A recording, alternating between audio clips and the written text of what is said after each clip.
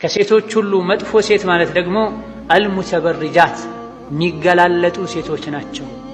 አላህ መልእክተኛው ዓለይሂ ሰላቱ ወሰላም ሰትሩት ሸፍኑት ያሏቸው የሰውነት አካላቸውን አላህ ባዘዘው መልኩ ማይሰተሩ አልሙተኸይላት የሚኮሩ ሴቶች ናቸው መጥፎ ሴት ማለት። ወሁነል ሙናፊቃት ሙናፊቅ ሴት ማለትም እንዲህ አይነት ሴቶች ናቸው አሉና እንዲህ አይነት ሴቶች ጀነት አይገቡም።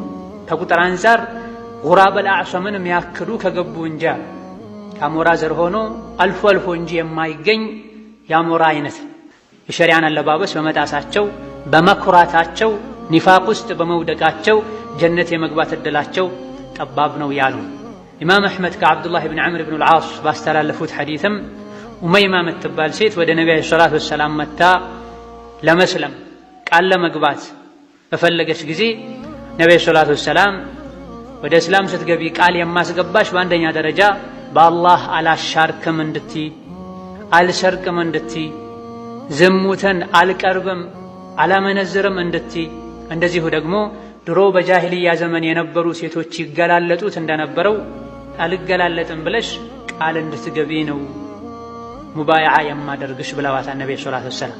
ነቢ ሰለላሁ ዐለይሂ ወሰለም የሴት ልጅን አለባበስ ከተውሂድ ጋር ከኢማን ጋር አብረው አቆራኝተው ጠቅሰዋል።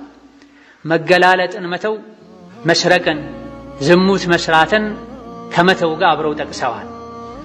ሙስሊም ሴት ዝሙትን መተው እንዳለባት ሁሉ፣ ስርቆትን መተው እንዳለባት ሁሉ፣ ሽርክን መተው እንዳለባት ሁሉ መገላለጥን መተው አለባት። ሸሪዓው የሚፈልገውን የሸሪዓውን መስፈርት ያሟላን አለባበስ ልትለብስ ይገባታል ነው። መገላለጥ መዘዙ ብዙ ነው። የሴት ልጅም ክብር እንዲነካ የሚያደርግ ነው። ለቤተሰቦቿም ጭምር ውርደትን የሚያስከትል ነው።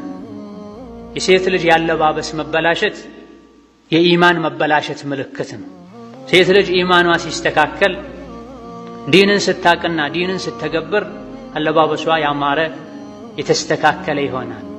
ኢማኗ ልቧ ሲበላሽ አለባበሷ ከሸሪዓ የራቀና የሚጻረር ይሆናል። መገላለጥን ሸይጣን ይወዳል። መገላለጥን አኺራ ማያሳስባቸው ዱንያ ላይ ብቻ የፈለጉትን አድርገው ተዝናንተው መኖር የሚፈልጉ ካፍሮች፣ ሙናፊቆች ይወዳሉ። አላህ በተከበረው ቃሉ እናንተ የሰው ልጆች ሆይ ጠላታችሁ ሸይጣን እንዳይፈትናችሁ አባታችሁን አደምን ከጀነት እንዳስወጣው ሁሉ መጀመሪያ ጀነት ላይ በሰላም ሁሉ ነገር ተሟልቶላቸው እየኖሩ አባታቸው አደምን ከጀነት ያስወጣው በወንጀል ነው። በሰሩት ወንጀል ምክንያት ልብሳቸው ወልቋል። አላህ አልብሷቸው የነበረ ገመናቸውን የሚሰትረው ልብሳቸው አትብሉ የተባሉትን ዛፍ በበሉ በነኩ ጊዜ ልብሳቸው ወልቋል።